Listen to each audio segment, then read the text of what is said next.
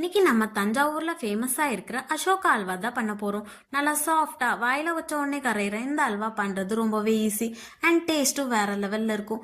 அதுக்கு ஒரு கடாயில ஒரு கப் பாசிப்பருப்பை சேர்த்து வறுத்துட்டு தண்ணி ஊற்றி இந்த மாதிரி குலைவா வேக வச்சு எடுத்துக்கோங்க. இப்போ இது ஆறுனது ஒரு மிக்சர் ஜார்ல சேர்த்து திக் அண்ட் ஃபைன் பேஸ்டா அரைச்சி எடுத்துக்கோங்க. இப்போ ஒரு கடாயில 2 டேபிள் ஸ்பூன் நெய் 10 முந்திரியை சேர்த்து வறுத்து தனியாக எடுத்துக்கோங்க. இப்போ இதுலயே 1 டேபிள் ஸ்பூன் கோதுமை மாவை சேர்த்து வறுத்துட்டு இது கூட நம்ம அரைச்சி வச்ச பாசிப்பருப்பு பேஸ்ட் அண்ட் 2 டேபிள் ஸ்பூன் நெய்யை சேர்த்து லோ ஃப்ளேமில் வச்சு மிக்ஸ் பண்ணிட்டே வாங்க.